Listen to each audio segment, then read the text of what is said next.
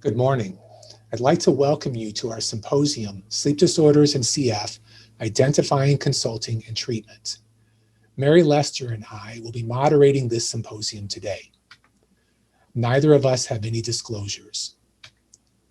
I would like to start by noting why sleep is so important to all of us. First, sleep promotes growth and development. Sleep improves physical and mental health. Sleep strengthens our immune system, and sleep maximizes our school and work performance, just to name a few things. Our symposium presenters will be addressing several key aspects of sleep in people with CF, which include sleep disorders are actually common in people with CF.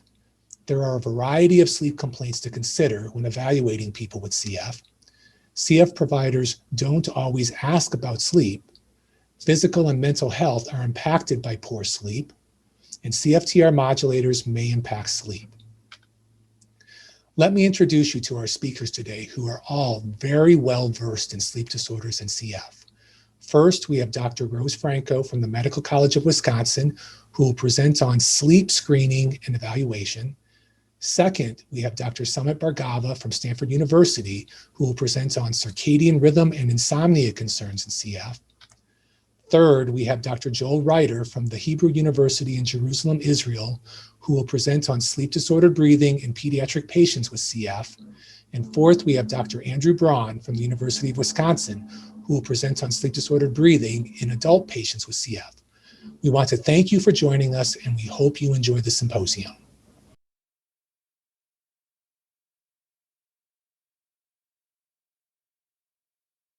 Good afternoon. I'm Dr. Rose Franco, and I want to welcome you to the North American Cystic Fibrosis Conference. You are here today to participate in our symposium, Sleep Disorders in CF, Identifying, Consulting, and Treating. I'm Dr. Rose Franco, Professor of Pulmonary, Sleep, and Critical Care Medicine at Froedtert and the Medical College of Wisconsin, and the Associate Director of our adult program here in Milwaukee, Wisconsin. My disclosure for this talk is simply that I do have a grant that is unrelated from the CF Foundation. My topic is incorporating sleep screening into CF clinics, the why and the how. My objectives are first to kind of talk about what prompted us to consider sleep issues as related to CF center care and how common are sleep disorders in CF care. What screening tools are there that exist for evaluating for sleep problems, and how useful are they in our CF clinics? And then finally, a question that our group collectively asked each other and then we posed to you: what impact on sleep and sleep issues were noted by the CF directors when we introduced highly effective modulator therapy for the vast majority of our patients in 2019.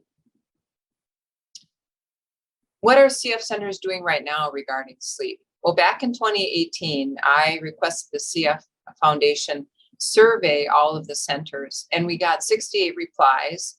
It was an even split between adult, all ages, and pediatric programs, and most were medium-sized programs. The majority of respondents felt that sleep issues were an important concern, and most felt that they were asking regularly about sleep issues. Most also felt they had reasonable access to referrals for sleep specialists when they were needed. The adult center providers felt more comfortable prescribing medications compared to the pediatric providers, but most all the respondents felt comfortable ordering sleep testing and prescribing respiratory equipment such as oxygen, CPAPs, and BiPAPs. And the majority of respondents felt that they would like to have more resources such as patient handouts for use in the daily practice. One of my questions was, how common are sleep issues in CF? And I really couldn't find any one comprehensive article in the context of CF.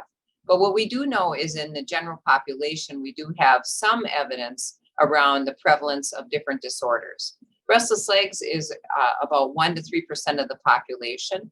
Circadian rhythm disorders, depending on the age group, may be more common in adolescents, especially the delayed sleep phase type, where anywhere from 2 to 3% of patients may complain of that problem to the point where it's affecting school or work.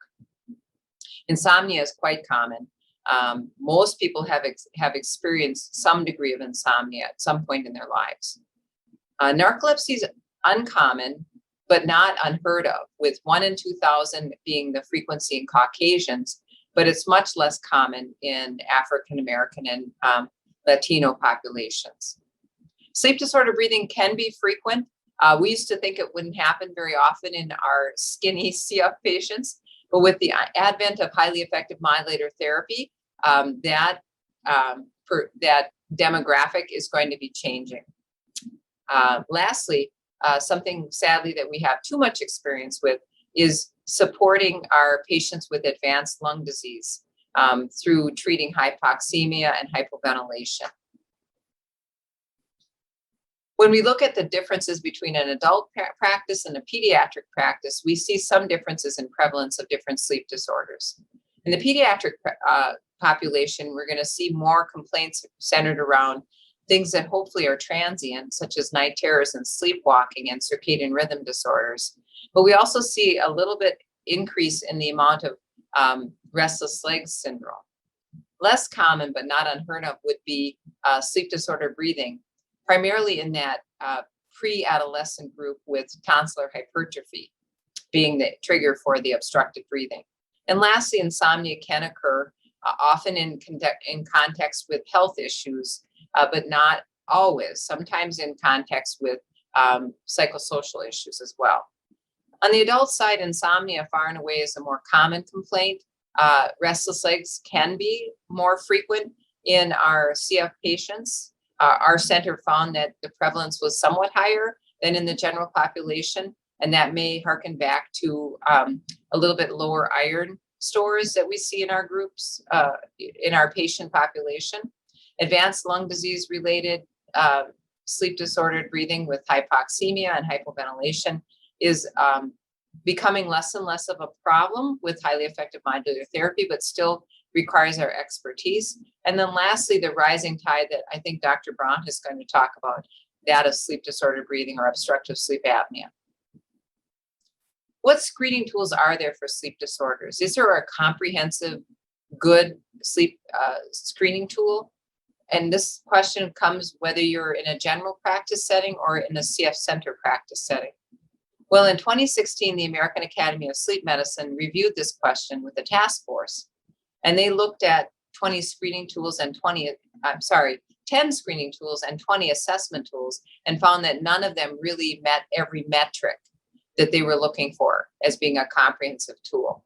So none were officially recommended by the American Academy of Sleep Medicine. Now, none of these screening tools or assessment tools have been validated for people with CF either. What do we ask in our CF centers? Well, we consistently ask one question as it's buried in the PHQ-9 or the Patient Health Questionnaire. And that is number 3, trouble falling asleep or staying asleep or sleeping too much. Very generic, but at least it gets that topic out there for us to begin a conversation. I want to go over a few of the screening tools that are out there. Again, remembering that there's no good single measuring tool. Sleepiness scales, I'm going to talk about the Epworth, then about some sleep apnea screening tools, the Stop Bang and the Berlin questionnaire, a sleep quality index questionnaire, the Pittsburgh Sleep Quality Index or PSQI, and then lastly, some of the restless legs questionnaires that are really built around severity.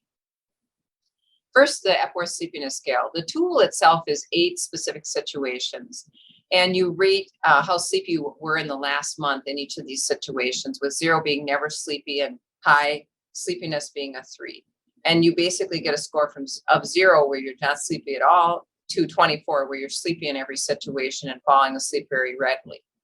Normal is less than 10, and excessive sleepiness is considered anything more than 10. So 11 or greater.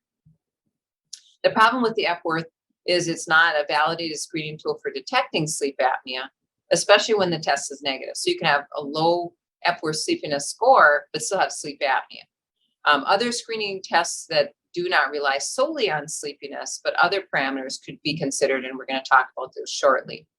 Lastly, the retest reliability is pretty low. So you could have a score of 6 one day and 2 days later have a score of 14 in the same patient. Now, the stopping was developed by Frances Chung and her group. She's an anesthesiologist out of Vancouver. And she initially started with looking at just stop, which is 4 characteristics, and then added bang another 4 characteristics to help in rating the risk that somebody might have undiagnosed sleep apnea in the perioperative management period. As an anesthesiologist, her job of keeping people safe during their operation and after their operation was her primary goal. So again, each letter stands for a feature or a medical condition. So S is snoring, that's loud. T is tiredness. O is observed apneas. P is pressure, blood pressure, hypertension. BMI, B is BMI, greater than 35. A is age, greater than 50. Neck is neck circumference. And considered abnormal would be more than 40 centimeters or 17 inches in a man. And gender, male, would get you a point. So basically you get a point for each of these features if they're present. And so with that design, very validated, in a meta-analysis showed that a stopping of 3 or greater had not greater than 90% sensitivity and negative predictive value of about 77%. So not bad for moderate and severe sleep apnea. Now, the Berlin questionnaire is another way to screen for sleep apnea that kind of is around those same features as the stopping, but has a little bit more nuance to the scoring. There's 11 questions and grouped into 3 categories. And one part of the questions is long witnessed apneas and snoring and frequency of events. Then there's a theme of sleepiness and trouble staying awake driving.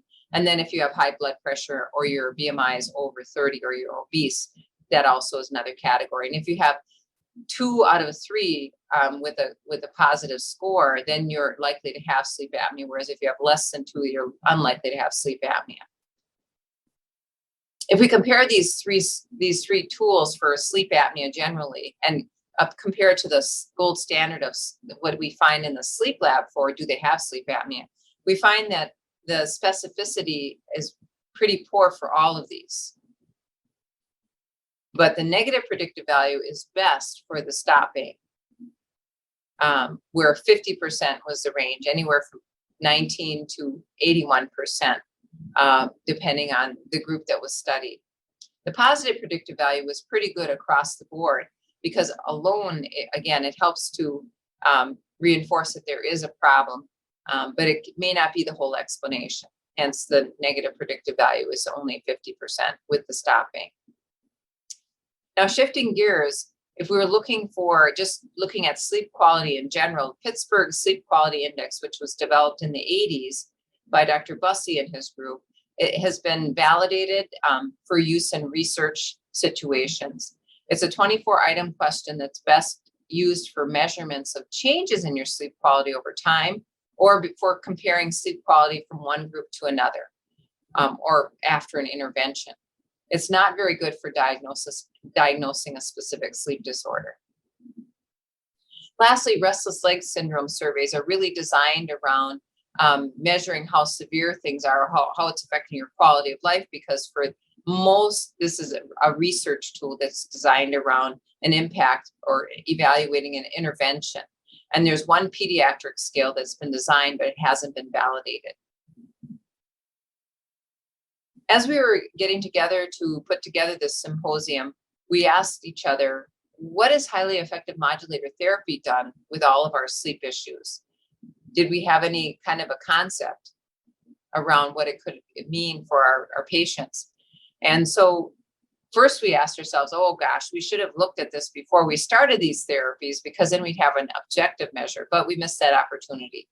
So instead we surveyed the CF program directors and asked them to retrospectively give us their best guess on how it impacted patient care. And we got a pretty good response rate. We had 96 responses. It was a good mix between adult and pediatric providers, as well as blended practice providers. And about 18% of the providers were sleep medicine physicians as well, like me, CF and sleep all in one. So in general, we also found that this group that was surveyed are consistently asking at least sometimes about sleep. And we know, again, buried in the PHQ-9, that we are asking at least once a year about sleep issues. But interestingly enough, some people are always asking about it. Up to 16% of providers said they're always asking about sleep issues, which is good. Then we asked a really important question. Did you see improvement in sleep after patients went on highly effective modulator therapy? And some providers felt that they had seen at least sometimes an improvement in sleep, and that was over 50% of the providers. And another chunk, about 15%, felt about half of the time or more than half the time. So over 60 to 70% of people surveyed felt that the modulator therapies had made an improvement in their patient's sleep quality. Then we asked, well, what did you think the quality improvement was due to? And some said, well, more restful sleep. Some said easier to get to sleep or stay asleep. And most were honest and said they're not really sure. Maybe it didn't really improve that much. It could just be a halo effect. And that's what happens when you have a retrospective review and you're not measuring directly from the patient, you're measuring it from the providers. So they may be just looking at generally the health was better, the sleep must be better too. Who knows? How frequently do your patients develop sleep complaints was my question, because I felt I was biased because I had a couple of patients who had poor sleep when they first went on the medication. I thought everybody was going to say, oh, they're not sleeping well. But it turned out that it was a minority of patients who actually experienced some sleep issues. When we asked the respondents, we had 93 respondents say sometimes or rarely did they have someone complain that they had a sleep issue.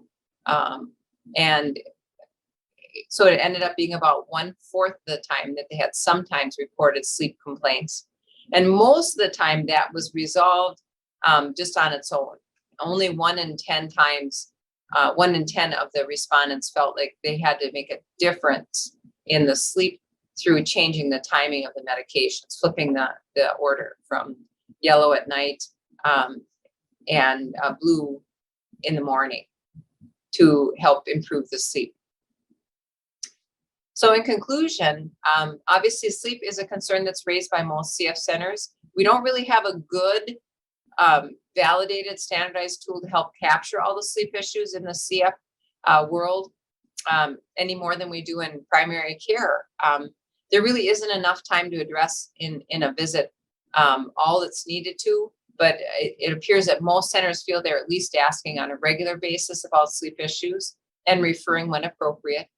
And that CF center directors felt that highly effective modulator therapy in general helped improve patients' sleep quality. Again, the results may be biased because we were asking the providers and it was retrospective.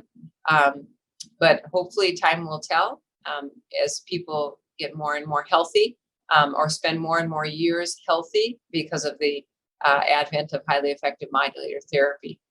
And with that, I thank you and we'll handle questions.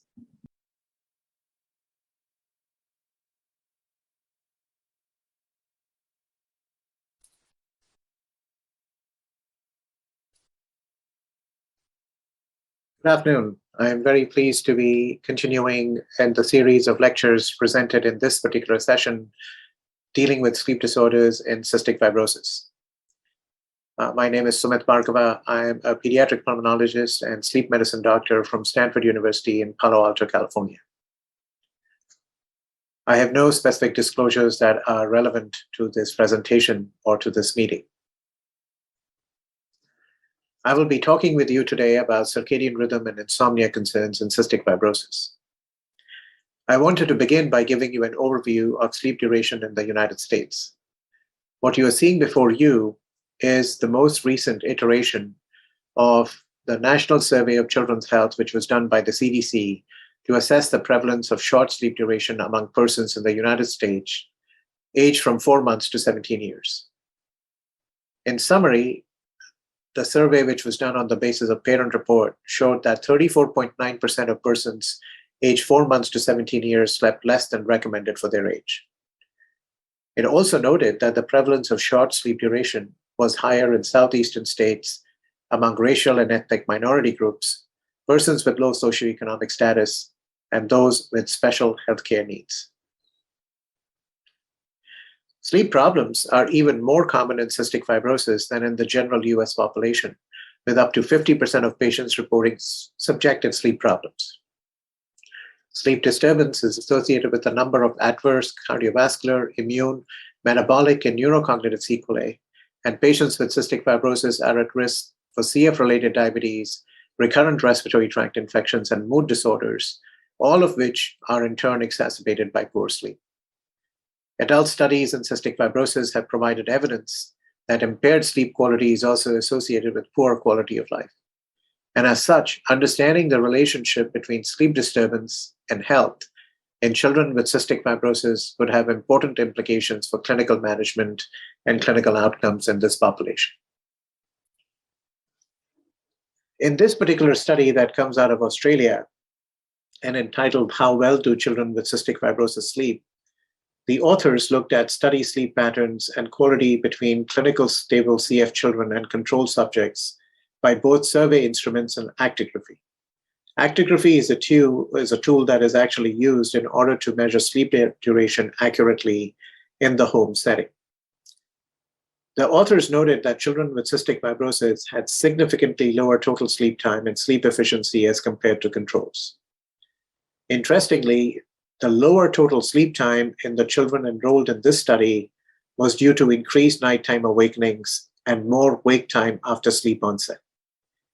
As can be seen in the attached graph, sleep efficiency decreased with more severe lung disease, which is a fact that all of us are quite familiar with.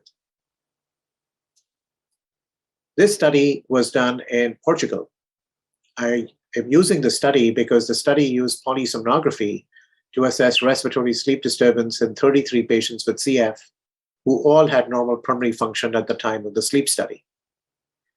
This study noted that sleep latency time and wake after sleep onset time was increased with decreases in sleep efficiency, essentially reporting the same findings in the sleep lab as Dr. Horn had noted in the home setting in the Australian population. In this particular study, sleep patterns and sleep disturbance in preschool and school-age children with and without CF was examined. Another important objective of the study was to actually examine the relationship between sleep and perceived health status of children. The study utilized survey instruments, which included the Children's Sleep Habits Questionnaire and the Child Health Questionnaire. The results in this study were interesting. In preschool children with cystic fibrosis, the total sleep time was 42 minutes less as compared to controls. A significant sleep onset delay was noted, suggesting stalling behaviors in this preschool group, which is common among all kinds of children.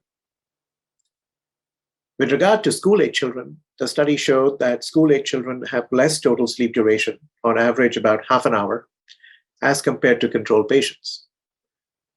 Kids with cystic fibrosis had more symptoms of sleep-disordered breathing as compared to age-matched controls. An association between health and sleep disturbance was noted, which was bidirectional in nature. In other words, children with cystic fibrosis who were perceived to have poorer health also had more sleep disruption and vice versa. This is an important fact. Dr. Horn also published a very interesting study which looked at specific comorbidities, including family and sleep hygiene characteristics that affect sleep in clinically stable CF children. The outcome measures of this study were total sleep time, sleep efficiency, wake after sleep onset, and sleep onset latency time utilizing actigraphy as in prior studies. With regard to sleep data and respiratory comorbidities, overall total sleep time was reduced in kids with comorbidities with low pulmonary function less than 80% and low baseline oxygen saturation being the most strongly correlated. Interestingly, pseudomonal infection did not affect total sleep time or other actigraphic variables. Sleep efficiency was decreased, and wake after sleep onset time was increased in patients with reduced lung function, increased cough, and asthma. All of the data is summarized in the accompanying graph. With regard to non-respiratory comorbidities, the study showed that total sleep time was significantly shorter in kids with cystic fibrosis-related diabetes, overnight G-tube feeds, and those who had a doctor-diagnosed behavior disorder. Sleep efficiency was reduced, and wake after sleep onset was increased in kids who were having overnight G-tube feeds. And kids with behavior disorders that were diagnosed by doctors had decreased sleep efficiency and increased sleep onset latency time.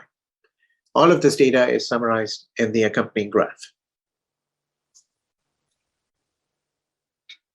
This graph very interestingly shows that the number of individual comorbidities, which includes FEV1 less than 80%, pseudomonal colonization, nocturnal cough, low oxyhemoglobin baseline during sleep, asthma, iron deficiency, gastroesophageal reflux disease, cystic fibrosis-related disease, overnight gastric tube feeds, chronic sinusitis, a diagnosed mood disorder or behavior disorder, chronic pain, or BMI less than the 25th percentile, all have an effect on total sleep time, sleep efficiency, and wake after sleep onset. The more the number of comorbidities, the greater the effect on all of these different sleep variables. This unique study also looked at relationships between family characteristics and sleep quality. It noted that the father smoking in the house led to a reduction in total sleep time, sleep efficiency, and an increase in wake after sleep onset time in children with cystic fibrosis living in the house. In addition, the children also had significantly lower FEV1 with the father smoking in the house. Children of parents with mood disorders were noted to have increased sleep onset latency, and children who had siblings with mood disorders had increased wake after sleep onset time. Sleep hygiene also affected objective sleep quality in patients with cystic fibrosis. Kids who had a TV on at bedtime had significantly less total sleep time with decreased sleep efficiency and increased wake after sleep onset. The duration of weekday screen time correlated with a lower total sleep time and increased awakenings. And kids who had their phones on at bedtime also had significantly lower total sleep time. Of course, these are behaviors that are known in other kids without cystic fibrosis. And this is one of the first studies that has objectively looked at this in the CF population. All of the participants were asked to fill out a sleep study report indicating a reason for night wakings. In this graph, it can be seen that using the toilet or bathroom at night and cough and noise were the top 3 reasons as to why kids were waking up. However, I would also like to point out that in almost 50% of cases, there was an unknown reason for night awakenings.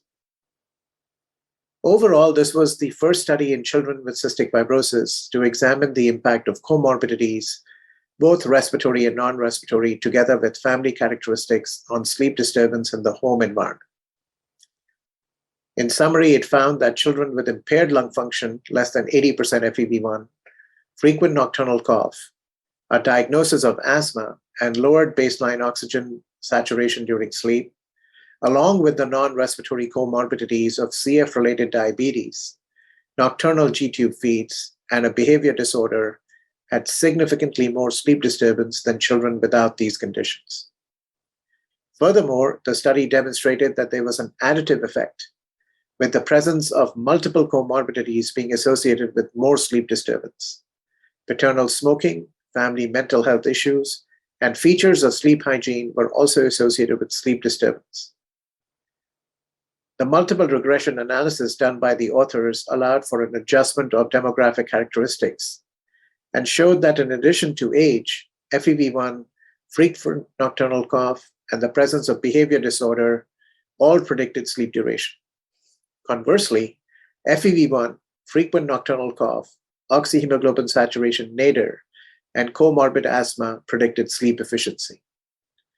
When the independent effect of sleep on FEV1 was examined, sleep efficiency, in addition to the presence of CF-related diabetes and chronic pseudomonal infection, predicted FEV1, suggesting a bidirectional relationship between sleep quality and lung function in children with cystic fibrosis. Other authors confirmed these findings. In this very recent article that is still in press, the authors did actigraphic in patient and family reported sleep outcomes in children and youth as a systematic review. They described that overall sleep efficiency was lower, nighttime awakenings were greater, and self and parent-reported measures of sleep quality were poorer in children and youth with cystic fibrosis. To summarize so far, I have presented data indicating that while short sleep is not unknown in the general pediatric population, there are specific sleep issues that happen in children with cystic fibrosis in a greater prevalence than can happen in the normal pediatric population. That gives rise to the question as to whether CFTR dysfunction uniquely affects sleep. In this particular study, the hypothesis was that sleep phase delay is a direct manifestation of CFTR dysfunction in the CNS. This was based upon the fact that dysfunctional CFTR protein is also found in the retina and the anterior hypothalamus, which may possibly lead to phase shifts in the master circadian clock, thereby leading to an effect on sleep duration. The authors included 47 patients with cystic fibrosis and 50 control subjects who were matched for age, sex, and ethnicity. None of the patients were having an acute exacerbation, and all were considered to be clinically stable. All of the subjects filled the Munich chronotype questionnaire for bedtime, sleep latency, sleep onset, and wake time. The authors calculated mid-sleep time and sleep duration utilizing sleep onset and wake times, as is conventionally done. The authors showed that patients with cystic fibrosis had significantly later sleep onset and mid-sleep and wake times, as well as longer sleep latency and duration than did volunteers without cystic fibrosis. They found no relationship between any sleep phase measurement and FEV1 predicted, the numbers of prior acute pulmonary exacerbations, or wake. In conclusion, they stated that CF is associated with circadian rhythm delay, and it may be due to CFTR dysfunction in the CNS. This interesting study was followed by yet another one, which examined whether disordered sleep in cystic fibrosis, as described so far in this talk, may be caused by dysregulation of circadian rhythm system. So the hypothesis of the authors was that expression of the clock genes is dysregulated in cystic fibrosis. Their goal was to measure the transcription of all of the different genes that regulate the circadian system in the brain, in the jejunum, in the colon, in the lung, and the skeletal muscle in both wild type and CF mice with and without sleep deprivation. The cystic fibrosis mice were homozygous for the F508 deletion. The authors created 4 groups in which they compared and contrasted the wild type mice with the cystic fibrosis mice in a resting state. Then they compared the wild type mice and the CF mice in a sleep deprived state. Then they compared wild type rested versus wild type sleep deprived, and finally, cystic fibrosis mice rested versus cystic fibrosis mice sleep deprived. They examined the expression of all of the different chronotype genes as shown in the slide in a variety of different body organs. They discovered that CF mice allowed to sleep normally had increased expression of clock and CRY2 in brain tissue and clock and BMAL1 in jejunum compared to the wild type. Cystic fibrosis mice who were well rested compared to sleep-deprived CF mice had a different profile with increased BMAL1 in the brain and increased PER1 in adipose tissue. CF sleep-deprived mice also had an increase in the transcription of every clot gene other than CRY1 in the lung. The authors concluded that both lack of CFTR and sleep deprivation are associated with significant and varied alterations in the circadian clock gene expression of wild-type mice. That difference in transcription between the presence of CF and sleep deprivation suggests that the loss of function of CFTR may be a causative factor, and that alterations in lung-based expression of circadian clock genes may contribute to changes in pulmonary mechanics and infection. In summary, sleep disturbance is common in patients with cystic fibrosis, even when they are clinically stable. CFTR dysfunction, as I showed, may possibly be responsible for the effects on sleep noted in stable patients. Both respiratory and non-respiratory comorbidities can significantly affect sleep duration and quality in cystic fibrosis. The effect of CFTR modulator therapy on sleep duration and quality needs to be studied further. Clearly, the optimal management of cystic fibrosis would seem to be the primary intervention to alleviate children's sleep disturbance. However, I think the data that I have presented to you today raises additional targets for attempts to improve sleep in patients with CF. We can consider behavioral interventions that are focused on optimizing sleep hygiene and to emphasize the importance of sufficient sleep to families. We should recognize that family functioning plays a role in children's sleep, and the impact that parental smoking and mood disorders may have on a child's sleep should also be considered and emphasized. In light of all of the different known consequences of prolonged sleep loss and sleep disruption on health and well-being, it is clear that the optimization of sleep in children with CF should be an integral part of disease management. Thank you so much for your attention.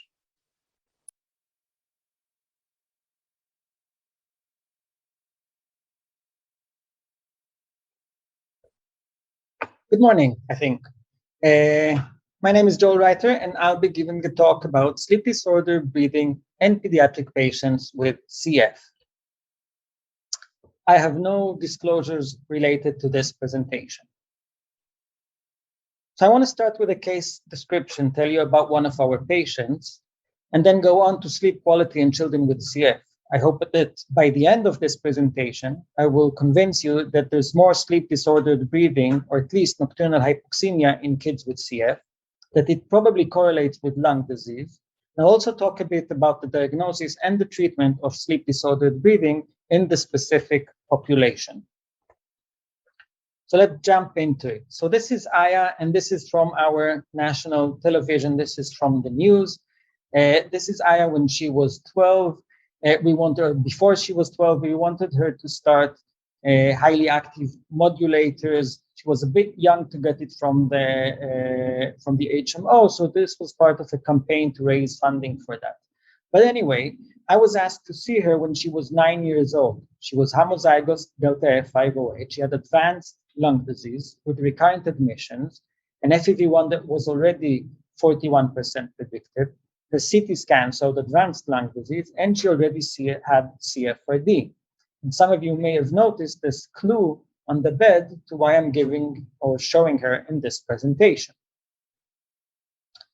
So they asked me to see her when she was 9 because her parents were complaining of behavioral problems, as did her teachers, and they had a feeling that this was related to her adherence with treatments, that she wasn't taking her treatments because there were a lot of behavioral problems.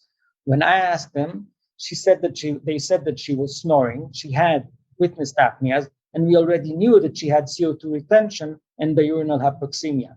So I did what sleep physicians do. I sent her in, or I brought her in for a polysomnography. And this is her hypnogram. And you can see the pink lines here at the bottom show obstructive hypopneas. So she had REM dominant, moderate OSA with an AHI of 6.7, a saturation nadir of 82%, and she also had nocturnal hypoxemia with a total of 30 minutes saturation below 90%.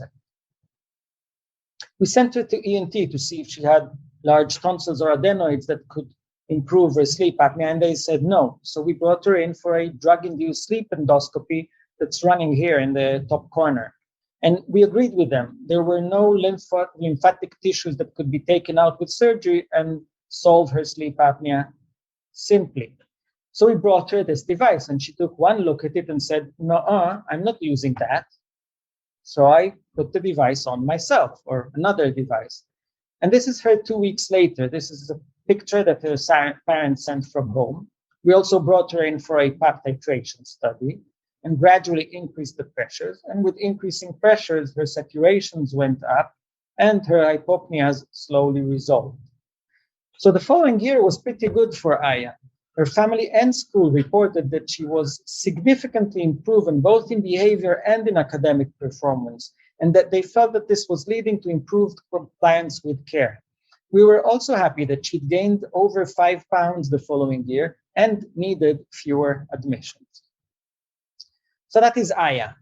But let's get to our business. And before going straight to sleep disordered breathing, I want to give a couple of slides on sleep quality in children with CF. And we can measure sleep quality in many ways. We can ask a simple question, such as, how much is your child's sleep pattern or habits a problem for you?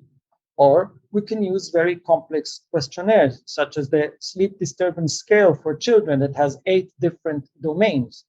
We can ask parents to fill sleep diaries, marking the hours that the kids sleep, or we can give them actigraphy for formal testing. And we can, of course, use the visual analog scales in young children to get results from them.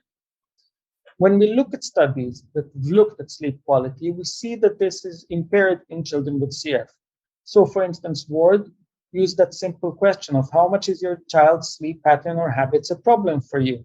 And some of the kids had small sleep problems, some of the kids had moderate or large sleep problems.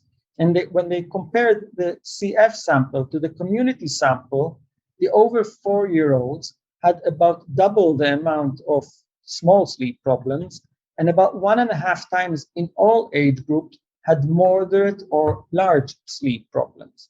So definitely.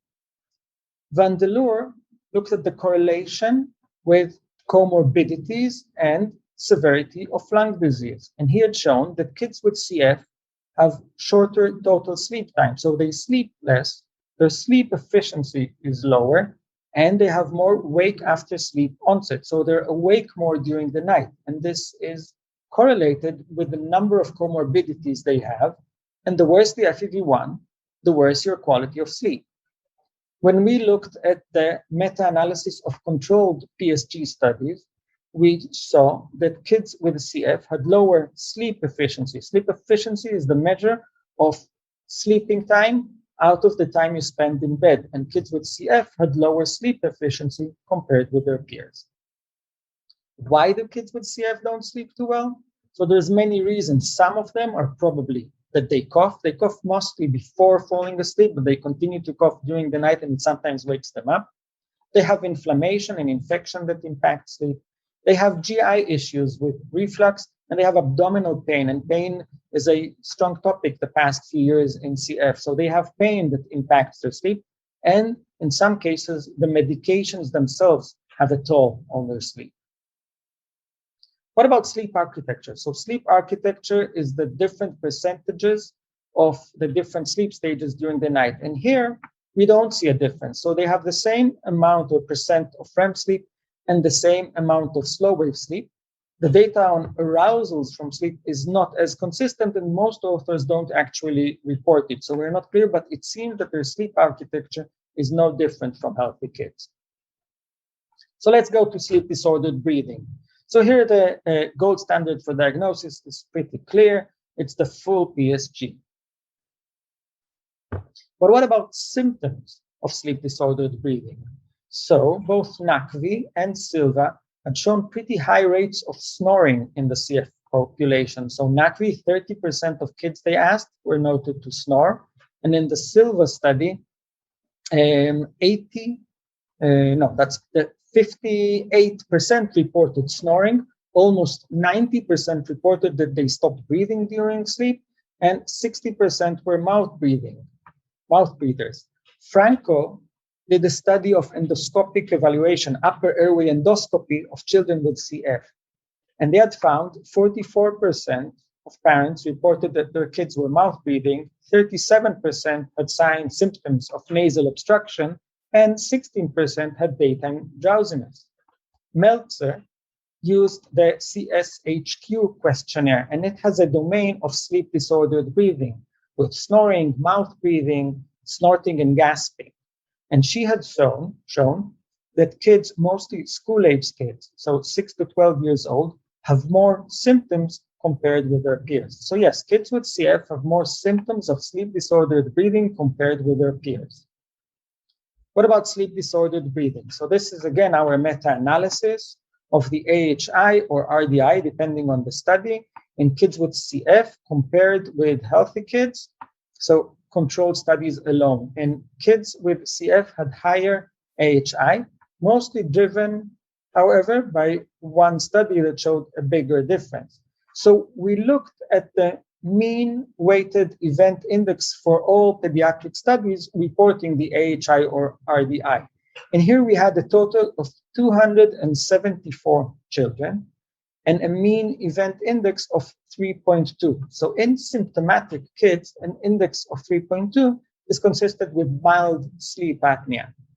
Again, in kids, it could be considered the upper limit of normal in younger kids, but it's still higher than the mean average for healthy kids. Why would kids with CF have more SDB than their peers? So CF is a sinopulmonary disease. They have nasal obstruction, they have sinusitis, they have nasal polyposis sometimes, so they have reasons for nasal obstruction. This is the SPICUSA trial that, as I said, was the main driver of the difference between AHI, between kids with CF and their peers. They found that 70% of CF kids had an AHI that was above 2. About half of them had mild obstructive sleep apnea. There was no correlation in their study between the FEV1 and the mean saturation. And on upper airway evaluation, all but one kid with adenotonsillar hypertrophy or chronic rhinosinusitis had OSA. However, the control group was smaller and the kids in the control group were a bit older. When we look at the kids with OSA in their study, we see that their average age was 4 as compared with an average age of 7 in kids without OSA. So this is the one study that really showed more SDB in kids. And the meta-analysis, as I said, also eventually has more OSA in these kids. What about nocturnal oxygenation? So kids with CF have lower saturation nadirs than their peers. Their saturation goes lower. But what about their mean oxygen saturation? So there's 3 studies here that reported lower mean saturations in kids with CF compared with their controls. However, the differences are pretty small, 96 compared with 97, 94.7 compared with 97, 95 compared with 96.9. So the differences are small and the clinical significance of such differences is not entirely clear. Do these findings correlate with lung disease? So both Silva and van der Giesen had shown that the FEV1 correlates with the mean saturation at night. So the lower your FEV1, the lower your saturation will be. Sounds pretty logical. Silva and Waters had shown an association between the FEV1 and the saturation nadir. Ramos correlated the FEV1 with nocturnal hypoxemia, defined as 5% of total sleep time with a saturation below 90%. And Isaiah had shown that the FEV1 was the best predictor of nocturnal hypoxemia by this definition. But does the FEV1 also correlate with the AHI RDI? So does sleep apnea itself correlate with the severity of lung disease? And actually, in all of these studies, this is usually not the finding. Silva had shown a moderate negative association between the awake saturation and the AHI. So not the FEV1, but the saturation. Recently, Barbosa in their study had shown that kids with obstructive sleep apnea had a lower FEV1 than kids with no obstructive sleep apnea. So I think the jury is still out on this subject. So if I want to summarize up to now, I hope I've convinced you that kids with CF may have higher respiratory event indices than their peers. They have lower nocturnal saturation nadirs and lower mean nocturnal saturations, and these correlate with disease severity. How would we go about diagnosing SDB in CF kids? So we could use questionnaires, but the problem is the questionnaires such as the PSQ that have pretty good validity and reliability for obstructive sleep apnea mostly count on complaints such as snoring and mouth breathing, and then we've already said that these are higher in kids with CF anyway. Could we use home testing such as nocturnal oximetry or polygraphy at home? So maybe, but it's probably not sufficient to rule out sleep apnea. So we're left with the full PSG for our kids for now. How would we treat their sleep disordered breathing? So we could wait for a study on didgeridoo playing. We know that probably works in adults, but for now, until we have that study, we probably need to stick to the stepwise treatment approach that is in the guidelines, both the European and the American guidelines. But eventually, most kids end up benefiting the most from an adenotonsillectomy or from positive airway pressure. Like I said, we would bring most of these kids in for a drug-induced sleep endoscopy. This is an example of a kid that on physical examination had tonsils grade or size 2. So ENT sent them back to us to consider starting PAP. We brought him in for a DICE procedure, and you can see that on the procedure, his tonsils are totally blocking the airway. So we took out, or ENT took out his tonsils, and his sleep apnea resolved. Why do we treat sleep apnea in kids in general? Because kids with sleep apnea have more CNS complaints. They have daytime sleepiness, they have inattention and hyperactivity, they have academic difficulties and behavioral problems. It impacts their quality of life. It may eventually lead to the metabolic syndrome. Kids with obstructive sleep apnea have higher blood pressure than their peers. And with severe sleep apnea, they might develop pulmonary hypertension. Some kids may have nocturnal enuresis and some impaired somatic growth. A couple of months ago, we sent out the conference questionnaire that's already been discussed in these sessions. We had a total of 38 providers for children that responded. And I was actually pretty happy to see that providers say that they often ask their patients about sleep at least 50% of the times. Some of them ask them about their sleep 40% of the times, and only 5% rarely ask their patients about their sleep. And this is pretty consistent by the study by Thomas. Thomas sent out surveys to center heads, and less than 30% of pediatric providers noted that they didn't screen for sleep problems at all. Next, we asked providers about the response to modulators. So we've heard from some patients that their sleep improved, from other patients their sleep got worse. So we wanted to get an idea of what other providers were hearing. And I was happy to say that in children, more providers reported improvement in sleep than worsening of sleep complaints. And when we looked at the specific things that the providers were reporting, so 14 providers noted that their patients were sleeping more restfully, that they had an easier time to stay asleep, and that it took the kids about 2 weeks after starting therapy to start sleeping better. What happened with the kids that were sleeping worse? So 7 providers reported trouble of kids getting to sleep, and 3 providers switched the dosing. So they switched the morning and night dose, and with that got improved sleep. So there's many, many unanswered questions, and I've listed only a few.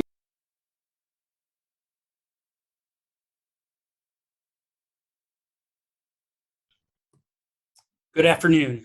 My name is Andrew Braun. I'm an assistant professor of medicine at the University of Wisconsin School of Medicine and Public Health in Madison, Wisconsin. I'm honored to be here today to speak about sleep disordered breathing in adult patients with cystic fibrosis. I have a prior advisory role with Vertex Pharmaceuticals. My objectives today are to describe the subtypes of sleep disordered breathing in adults with cystic fibrosis. These include nocturnal hypoxemia, obstructive sleep apnea, and nocturnal hypoventilation. We will also discuss diagnostic testing required to assess for these subtypes of sleep disorder breathing, and discuss the therapy options, primarily supplemental oxygen versus non-invasive ventilation.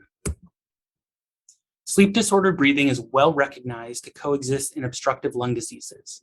Our colleagues in chronic obstructive pulmonary disease and asthma see a significant overlap in their aging populations.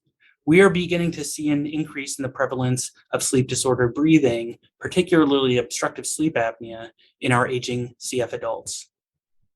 Sleep disorder breathing has been shown to have an impact on cardiovascular health, as well as glycemic control, issues that affect our aging CF adults.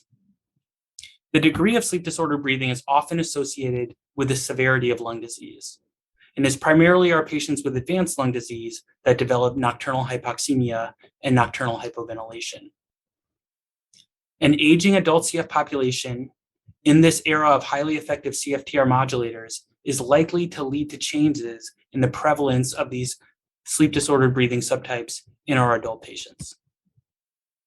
My colleague, Dr. Franco, describes screening modalities that can be used in clinic to assess for patients at risk for sleep disorder breathing.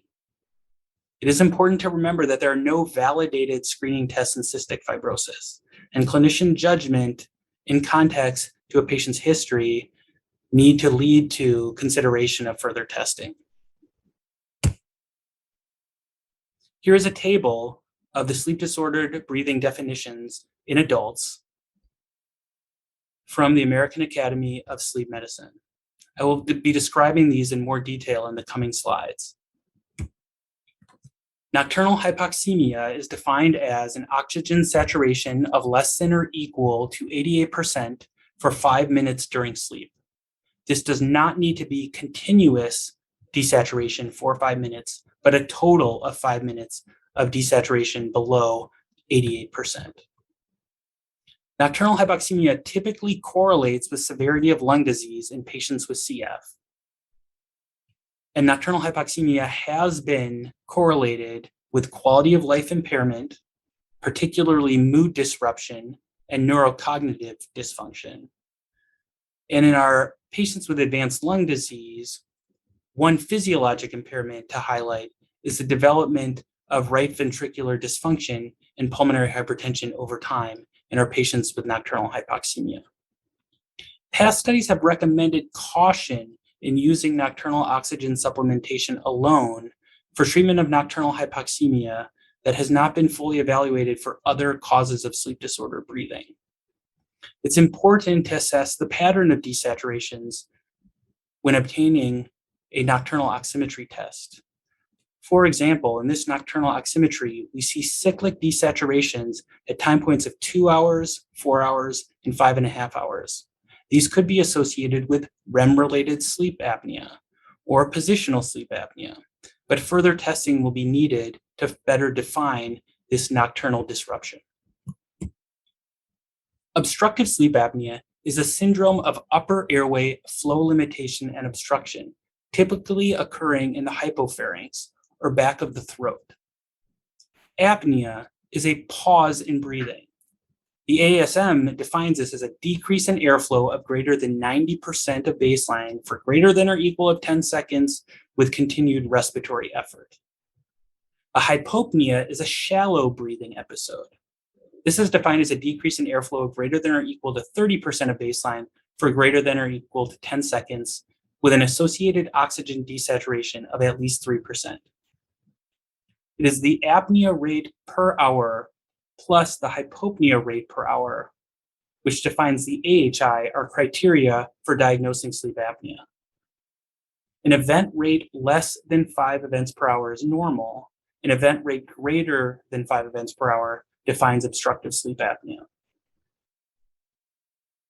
Mild sleep apnea is 5 to 15 events per hour. Moderate sleep apnea, 15 to 30 events per hour. Severe sleep apnea, greater than or equal to 30 events per hour. These criteria are different than those for pediatric sleep apnea. Historically, the prevalence of sleep apnea in adults with CF is low. Studies report prevalence estimates of approximately 3 to 7%. Not surprising given normal to low body mass index in many of our patients and minimal tonsillar hypertrophy in our adolescents and young adults.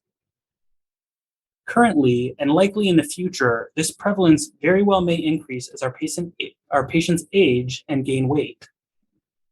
Here at our Madison Adult CF Clinic, I describe the experience of weight gain in our men and women who have initiated elexacaftor, tezacaftor, and ivacaftor in the last year and a half. We have seen a mean change in weight of 3.1 kilos in our female patients and a mean change in weight of 4.3 kilos in our male patients. This increasing weight in an aging population increases the likelihood for obstructive sleep apnea to become more prevalent. Survey question 1 to our CF centers. How frequently have adult patients experienced weight gain after initiation of elexacaftor, tezacaftor, ivacaftor?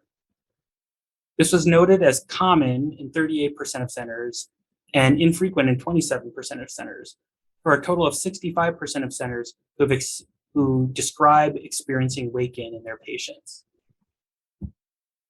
Survey question 2. Have any of your adult patients been diagnosed with obstructive sleep apnea since initiating elexacaftor, tezacaftor, ivacaftor? The answer is yes for 8% of centers.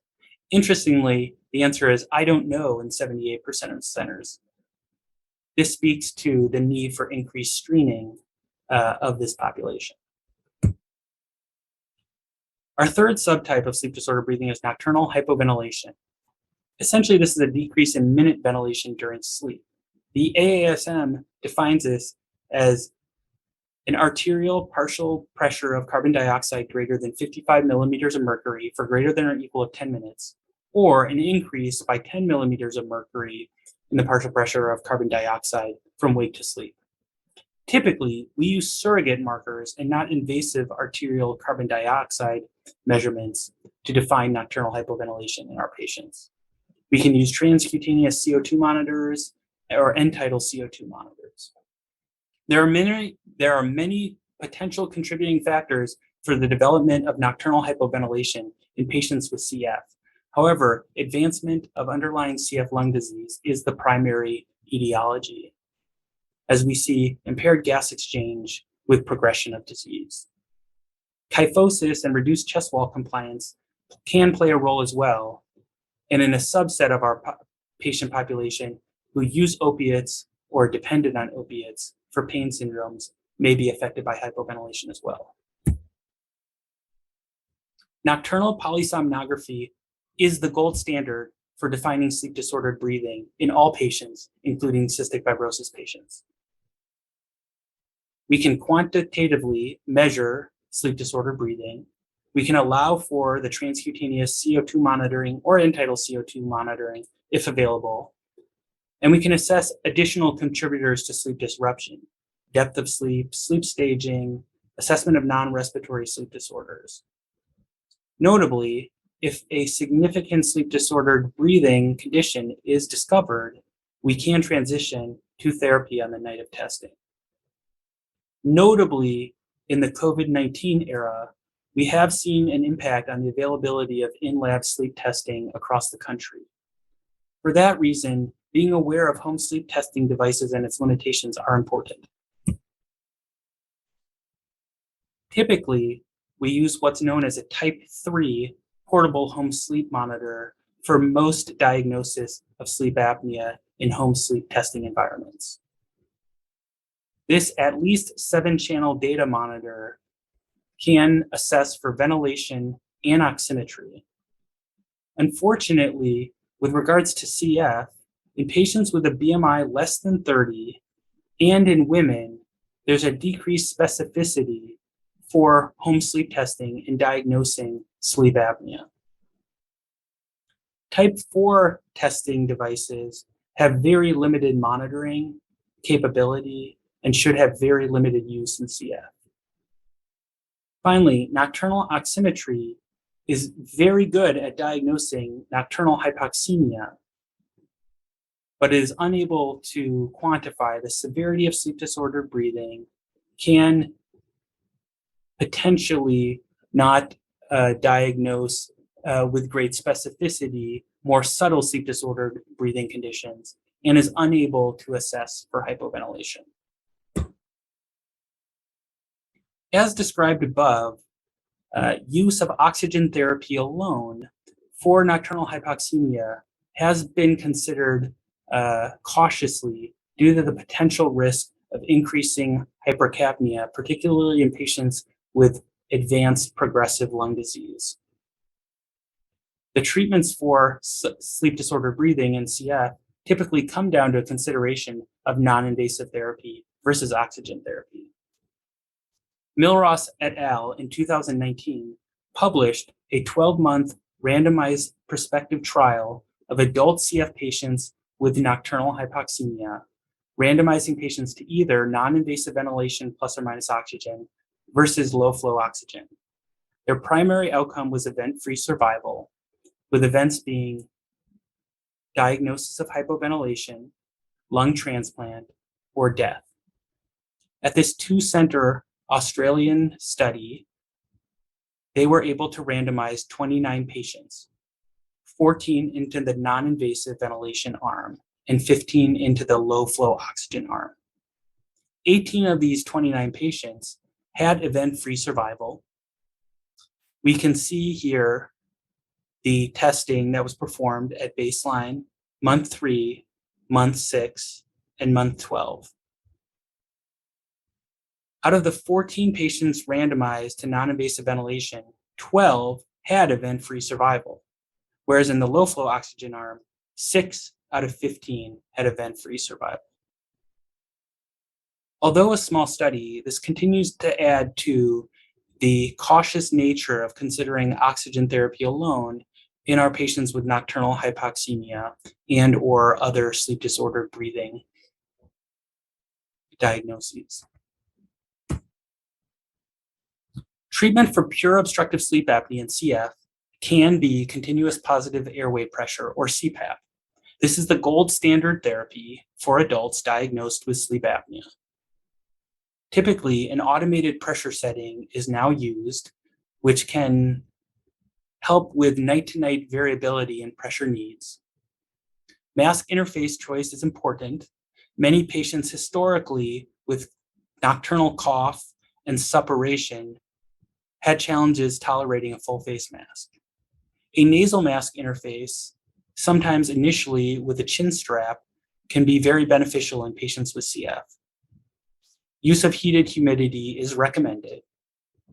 And after acclimation to CPAP therapy, screening for persistent oxygen desaturations despite therapy, particularly in those with advanced CF lung disease, should be considered via nocturnal oximetry on therapy.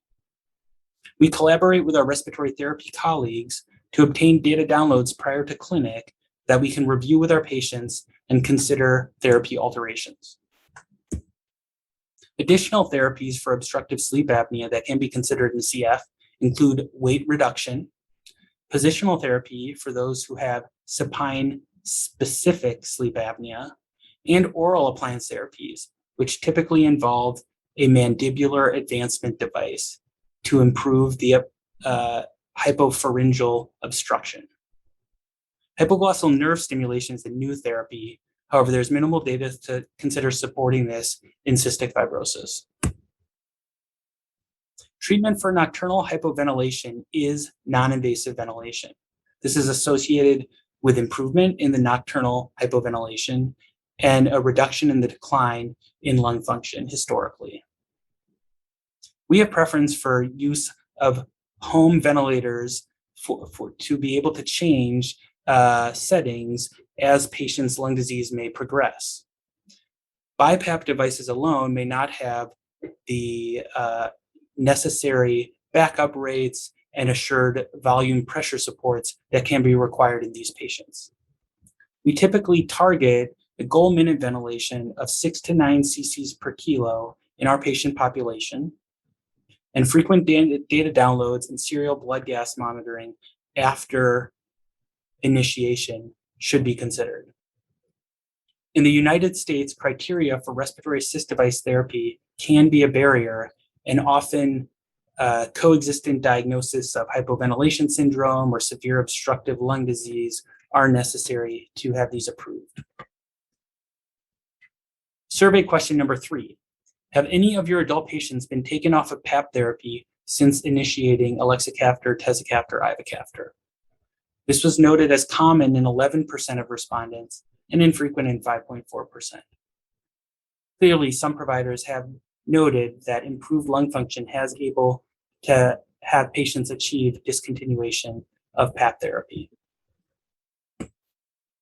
In summary, sleep disorder breathing is a well-known phenomenon to adult CF clinicians and care teams. The prevalence of the subtypes of sleep disorder breathing may change in the coming years due to highly effective CFTR modulator therapy in an aging population, particularly decreased nocturnal hypoventilation and increases in the prevalence of obstructive sleep apnea. In-lab polysomnography is preferable to home testing for diagnosis, and we suggest caution for the use of nocturnal oxygen therapy alone. CF clinicians should be familiar with nocturnal ventilation strategies and involve sleep specialists when needed. Thank you, and I look forward to the discussion.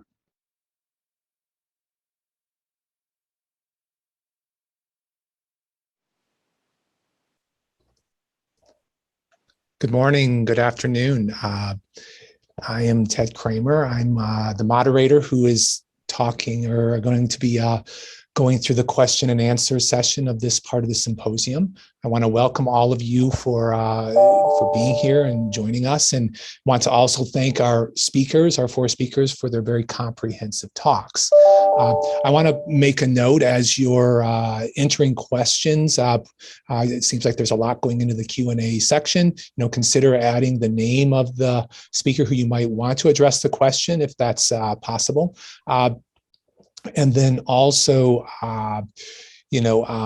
just if you're noting questions that you really like and want to give a thumbs up, that would be very helpful as we're trying to, look at the questions and determine who is going to be the right speaker for this question.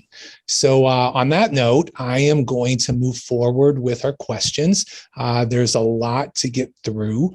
I'm going to start with Rose, just from the standpoint of, there was some questions just related to preclinic questionnaires and, specifically, I even, was thinking, in terms of, what kind of questions would we ask in a CF clinic related to sleep? Would we do this as a preclinic questionnaire, putting these into our actual clinic visits? So I'm going to give Rose a chance to comment on that particular question about questionnaires in clinic.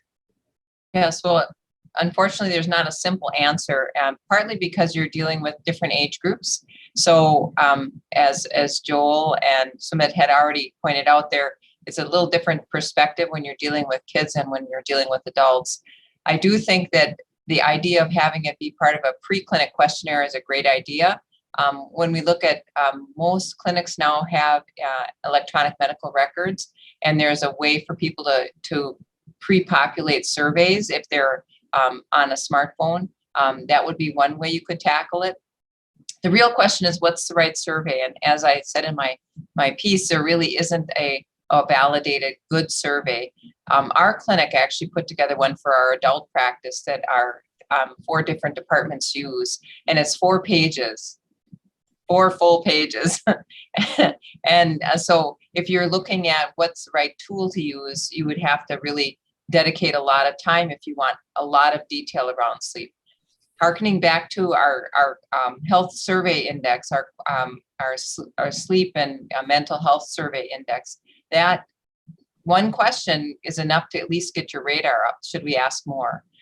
Is there something going on? Are you not sleeping enough? Are you sleeping too much? Can be the start of a conversation.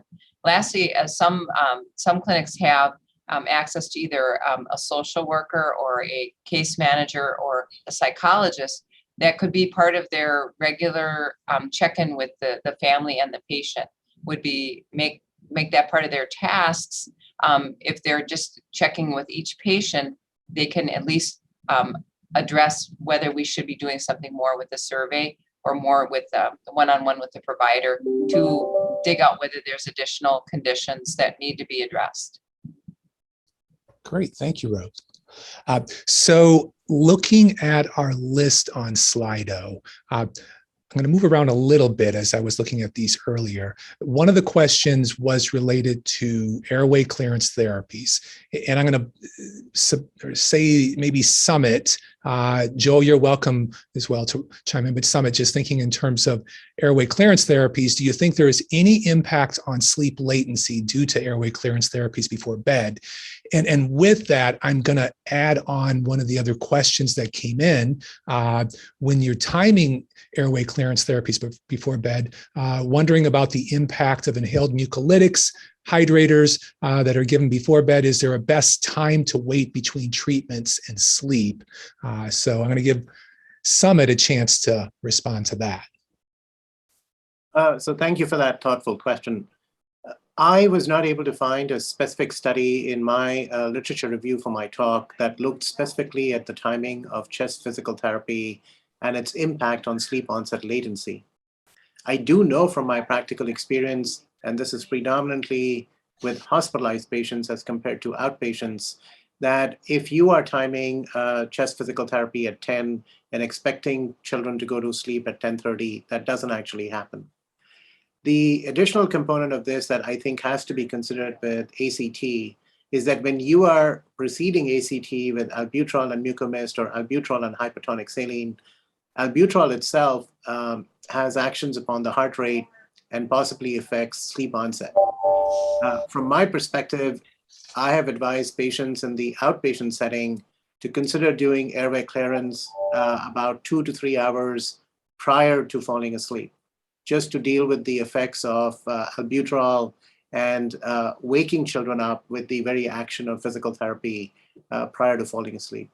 I hope that's helpful. So I'll agree with Summit. When we talk with patients about sleep hygiene, we tell them to bring exercise to at least 1 or 2 hours before bedtime. And I think therapies for CF are the same. Some of them are akin or similar to exercise. And it's not just these treatments in general. So now we have the modulators, and we see that some of them may have an effect on falling asleep. So all these medications, if we can bring them a bit earlier, it might help, and not right before bedtime. Okay. Moving on to one of the top questions. This is going to, I think, be a good question for Summit. So chronic diseases, they're often associated with higher rates of behavioral and mood disorders, which are themselves associated with insomnia and insufficient sleep. How much of the insomnia and insufficient sleep in CF is mediated by the higher prevalence of ADHD, anxiety, and depression in CF patients? That is a great question. And here in our particular Cystic Fibrosis Center, our CF psychologist actually utilizes a survey that is trying to figure out this very connection. I would say that from my perspective, when you are having people who have issues particularly related to sleep onset insomnia, that is probably most closely related with anxiety. And difficulty staying asleep is most closely related with depression. If you have someone who is having difficulty falling asleep, and they are also dealing with a constellation of other things such as overnight G-tube feeds, management of CF-related diabetes, or lung function that is moderately to severely impaired, the study by Dr. Horn had actually shown that as the number of associated comorbidities go up, sleep becomes worse. And I can't help but think that anxiety and depression also get elevated as the number of comorbidities go up and the severity of lung function becomes progressively impaired. Now, Dr. Horn's study did not specifically look at anxiety and depression. What we have tried to do in our center is to develop a consistent routine where we would be screening for insomnia at the same time as we are screening for anxiety and depression. Our problem has been agreeing on a screening tool, which is something that Dr. Franco has clearly discussed in detail, and I won't get into it. I did want to offer that we seem to be developing some consensus around utilizing the NIH PROMISE criteria as one way to think about both young adult and pediatric populations as a screening tool. The attraction being that the NIH has actually validated these screening tools in pediatric and adult populations, but not specifically in cystic fibrosis, although I came across one study that utilized the NIH PROMIS scales in cystic fibrosis. Great, thank you. So I want to spread the wealth a little bit. So I'm going to move to Andrew. One of the individuals pointed out, I have a hard time getting my adult patients to follow through with a sleep study unless they can get it done at home. Any input or recommendations on how to approach this? I guess one, I would think is it okay to do it at home as well in some of these situations, or is it better to be pushing and promoting and coming up with a plan to still do it in the lab? Yeah, that's a great question. I think we come up with those types of issues frequently, especially with many of our patients that live far from our center, and to even have them travel to come for in-lab sleep testing can be difficult. So here in the United States, insurance is often a barrier for getting in-lab sleep testing, and consideration of home sleep testing is necessary just based on that. That being said, in a lot of the situations that we're looking at, home sleep testing is really inadequate at assessing the degree of sleep disordered breathing. So I think partnering with a patient and letting them understand what are the benefits and the data that you're actually going to get from the in-lab sleep study. Home sleep testing really can mostly just look at oximetry and more overt disordered breathing, whereas our patients who have BMIs less than 30, we have concerns for hypoventilation, especially in the more advanced patients. That in-lab sleep testing is going to be most efficient at getting the data that you want. Okay. This could be Rose or Andrew. Maybe we'll go to Rose on this one. Is melatonin an effective treatment for having difficulty falling asleep for adults with CF? No. And if not, then yeah, there in the chat there's an additional question regarding trazodone and mirtazapine, and when you're dealing with insomnia or you're dealing with trouble staying asleep, really behavioral interventions are the key. That is a long-term solution. You have to give people those tools that are lifelong tools to be able to tackle insomnia. But when you need a medication, usually trazodone is a senior-friendly sleep aid, and mirtazapine we use as a double-edged benefit. When it's under 15 milligrams per day, you can get appetite improvement as well as a benefit for sleep. I guess on that, and I think you've alluded to this from your talk, pediatric providers versus adult providers, I think are very different in their comfort in prescribing some of these types of therapies. And I don't know if you have thoughts on,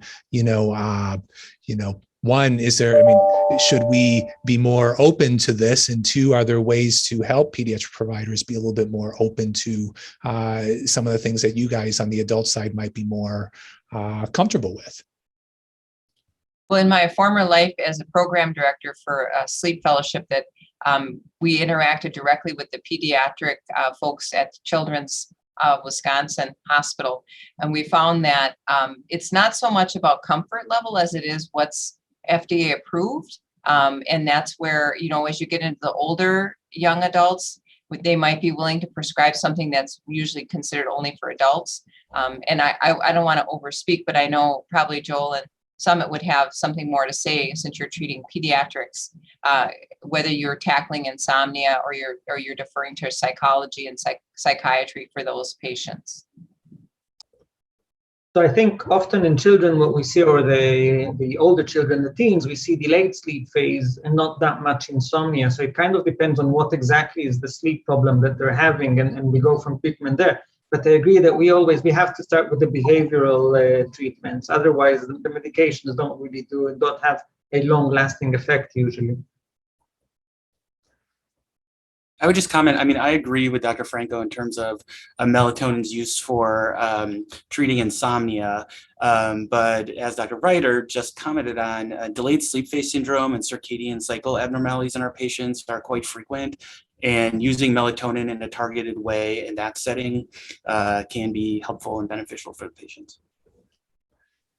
I think even, coming back to the whole idea of cognitive behavioral therapies and behavioral-based therapies being, an appropriate thing to be considering too.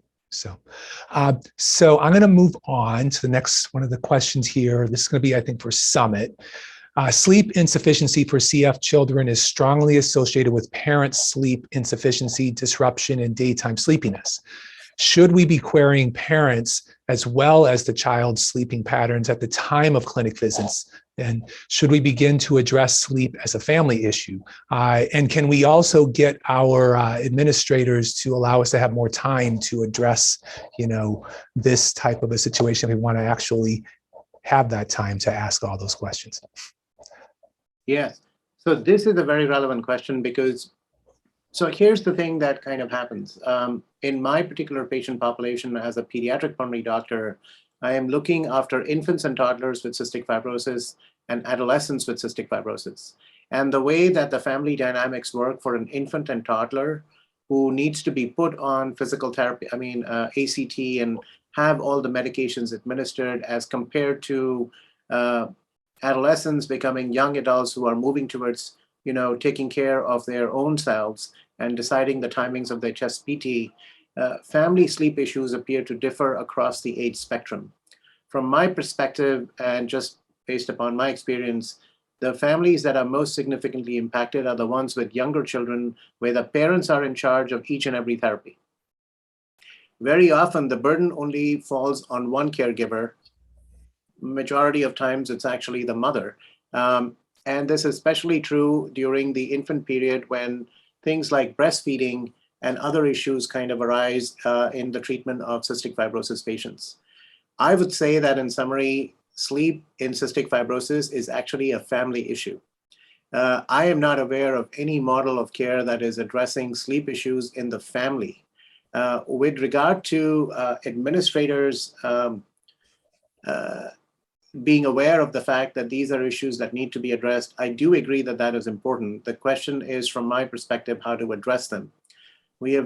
I have considered a model in which hiring an advanced practice provider, training them in treatment of insomnia or circadian rhythm disorders, and then having them essentially do separate follow-up visits with the CF family would be helpful, rather than add to the time for a CF visit at the CF center, which is already hours long in many cases because there are always medical issues, there are lots of patients, there are lots of providers, and the visit just drags on and on for everybody.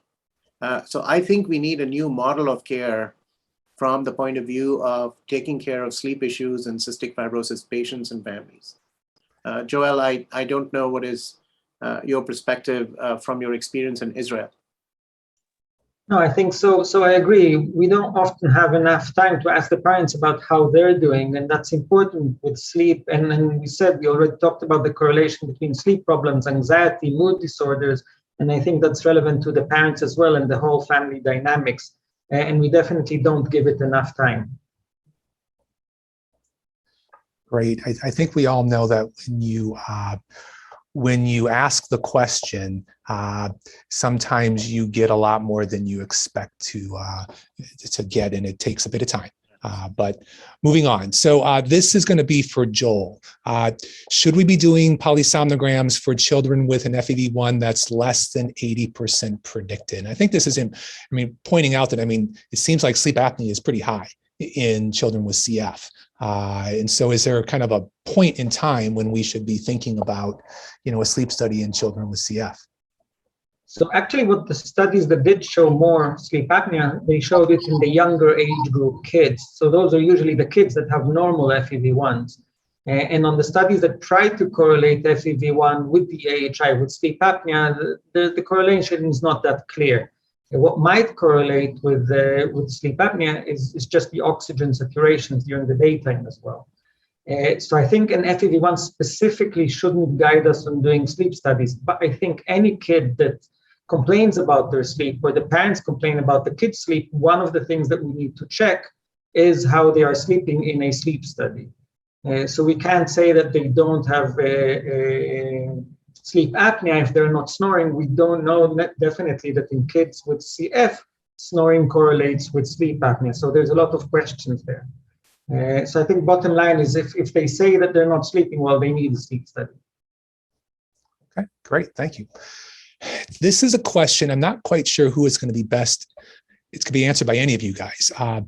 Will there be a CFF guideline for sleep screening, when to do sleep studies, et cetera? So just in general, the sleep evaluation.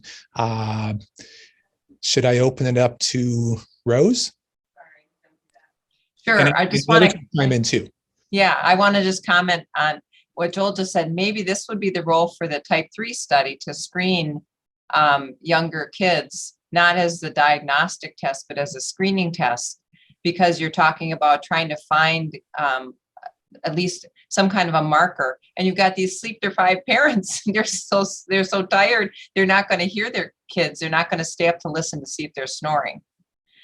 So I'll say one problem about that is that we don't know that the type 3 study in CF patients will actually screen. So we need to study that first to be sure that that works.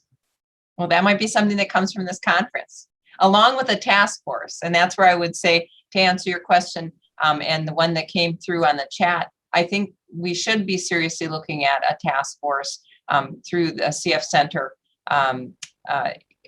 the foundation, to really address this. It wouldn't be a simple one question, one answer, but rather the whole spectrum of sleep disorder, breathing, and sleep disorders in general. How to address them in the patients with cystic fibrosis. Let's pose this question to Andrew. For patients who do not tolerate PAP, is there a role for a high flow device at home? This is a great question. I would say it is somewhat of a no data realm. Definitely someone who has a diagnosed sleep disorder, working hard to acclimate to PAP therapy in all the different ways that we can try and do that, with either setting changes, mask fit. I think a lot of our adult patients, especially those with advanced lung disease, unfortunately their first experience with PAP therapy is often in a hospital, and maybe in an acute setting. And so their first experience can often be challenging, making it difficult. That being said, so for high flow, I think that is something we should be investigating and looking into with patients. Use of heated humidity alone may improve both slight hypoventilation at night. The pressures that high flow devices can achieve can approximate somewhere between 3 to 6 centimeters of CPAP therapy. So, I mean, in context of where things are changing with highly effective modulators, it might be that the suppurative lung disease that our patients are having, they're having less problems tolerating PAP, but there are some signs that high flow in certain settings may be an achievable second best type of therapy.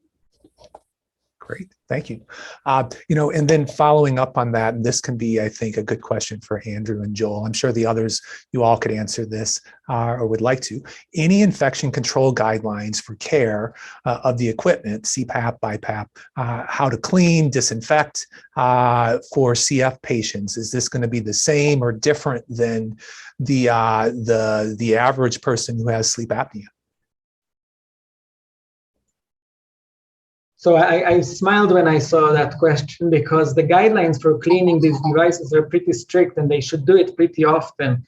And I'm assuming that most of our patients don't go with the basic guidelines of how often to clean their mask and device. So I definitely think that we should emphasize it more in our CF patients, and hopefully they reach the basic level. I'm not sure about more than that. Yeah, I mean, I think daily rinsing of the mask and changing your mask and tubing regularly is what is recommended. Every manufacturer has its own guidelines. I mean, I would caution and say some of these aftermarket devices, which I won't name specifically, or ozone therapy devices, that's part of a reason behind a recall that we have right now worldwide for one of the main manufacturers of PAP and ventilator devices. So I would not advocate for those more intensified cleaning regimens. Great, thank you. So this is going to be for Rose. I've been seeing worsening sleep after starting Trikafta in some patients. So not sure about improved. And I think this kind of also goes along, or I'm going to extend the question into thinking about the timing of Trikafta in terms of the dosing, the switching. What is the specific kind of thought behind switching of the morning dose for the evening and vice versa for the evening dose? But I guess first is the question. Go ahead, I'll let you go ahead. Well, I could try to answer it, but the truth is, I don't think we really know why some people would get insomnia from what basically would be the first drug that came out, which is the ivacaftor, because that's the blue pill, because you have to dose that twice a day. One could argue that maybe we talk about what Summit had really described, where maybe it's having some effect on the clock genes. That could be a speculation. It may be as simple as that, or it may be much more complicated. But regardless, switching the order of therapy wouldn't fit with that. But somehow in the two patients where we switched it up, it seemed to help. Whether it was because of time, because it's not like we followed up with them the next week, it was at the next scheduled visit. Whether it may have just been that we did something, but the real cure was time. Because from that survey, again, we saw that the majority of people didn't do anything, and yet it tended to right itself with time. Okay, thank you. So moving on,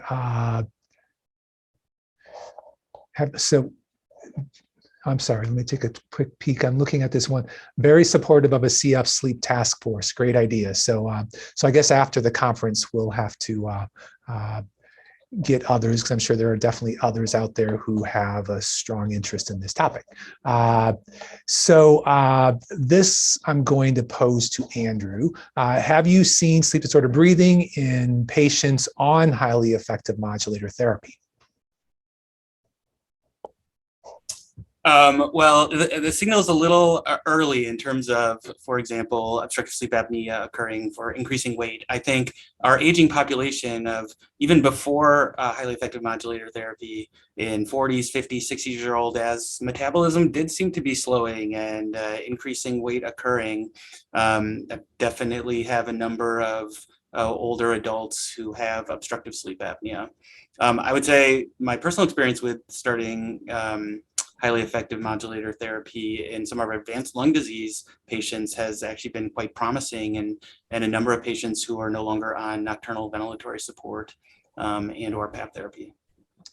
I want to just add something to that. If we look at the aging population, meaning getting into their 40s and 50s with metabolic syndrome, it's going to become even more important that we screen much earlier, before we wait till they're coming in and they're saying, my spouse is saying I stopped breathing, or I'm really tired, because we want to try to have an impact on the metabolic syndrome.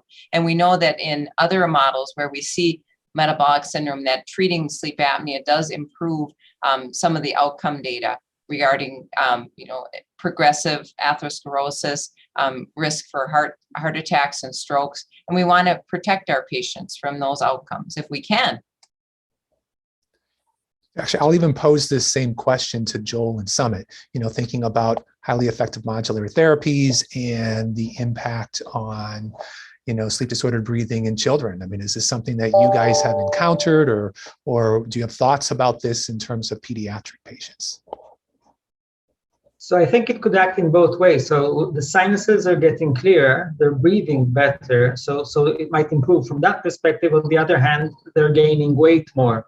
So I think the jury's still out. We don't know how they will, this will all interact and what will happen. And I think we need to be with our finger on the trigger with the sleep studies if patients are complaining or if something is changing. So I agree about the weight increase. I had this young girl. She was about 13 years old. After the onset of HEMT, she gained about 30 pounds. And that happened, relatively quickly over 2 CF visits, which for us is 6 months, because we are seeing patients 4 times a year in our pediatric center. However, when I screened her for sleep apnea, she didn't report any of those things. I agree the thing about the weight changes, and it was interesting to hear the perspective from Andrew and Rose about weight change and metabolic syndrome in older adults, because that is not necessarily a population I see, but I've definitely seen the weight increase happen in my teenage patients who got started on HEMT. So I think that is going to be an important comorbidity to kind of follow through in time, and to see whether, as things get improved with pulmonary function and sleep disturbance gets less, as to whether sleep apnea gets worse, because I don't think the two are necessarily the same thing. Great. So this is, let's pose this to Rose, or actually you can all answer on this question. If you would add a single question to the CF registry about sleep disorders, what question would you add? I can go first. If you were going to go with the thing that's going to have the highest yield, it's going to be something about sleep disordered breathing as far as impact for cardiovascular health. And I'm going to defer to my learned colleagues about some of the other really high value questions that should be added. I don't think one question can satisfy what we need.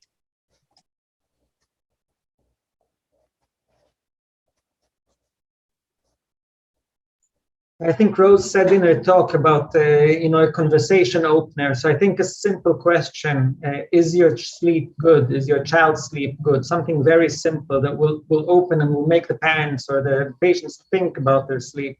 I think if you only get to add one question.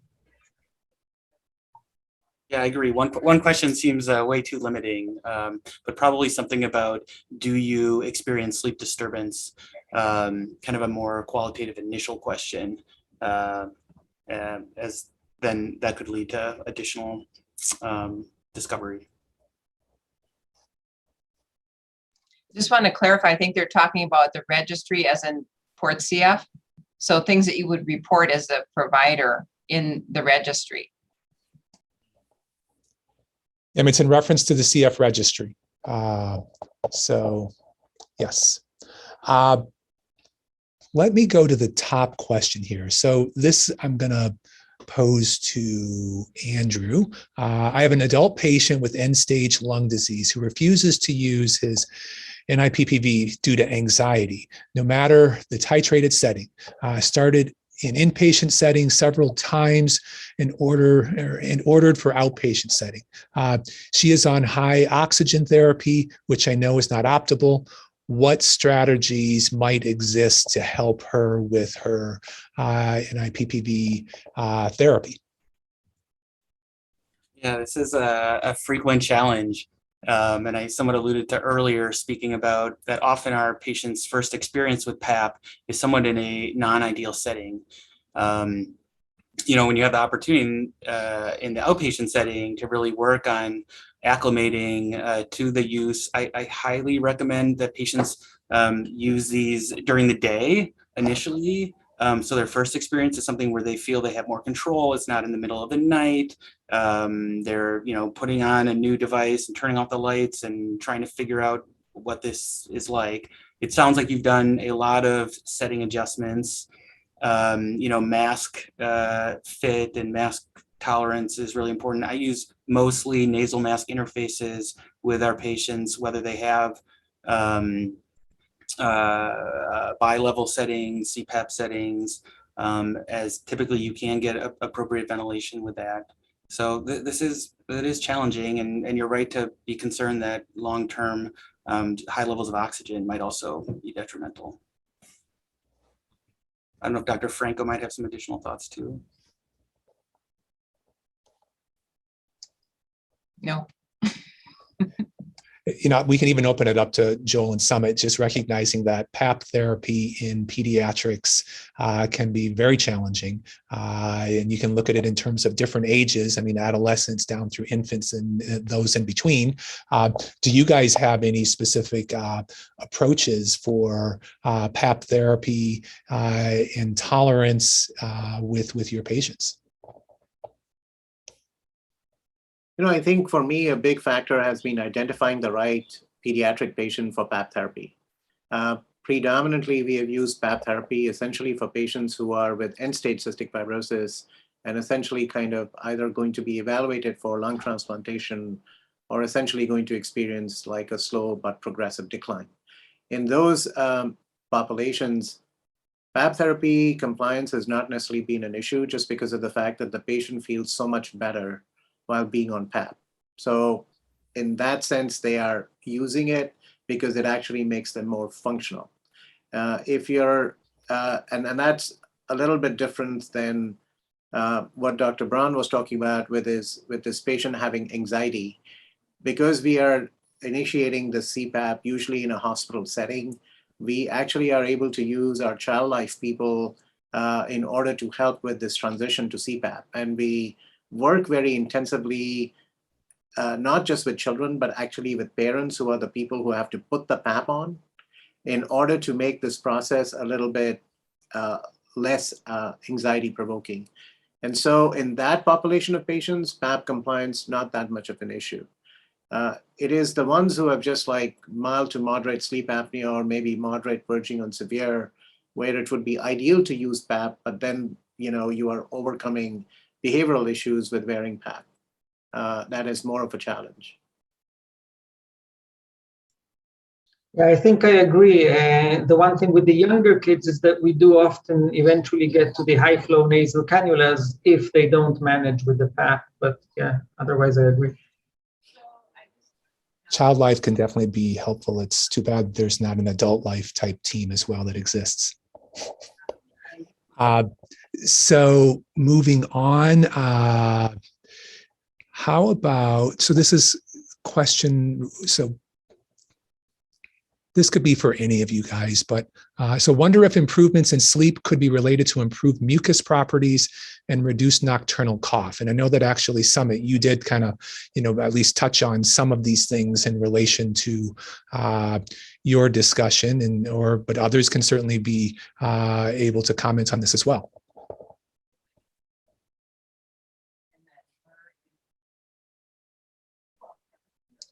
I would just add, as Joel pointed out, the sinuses are a big issue.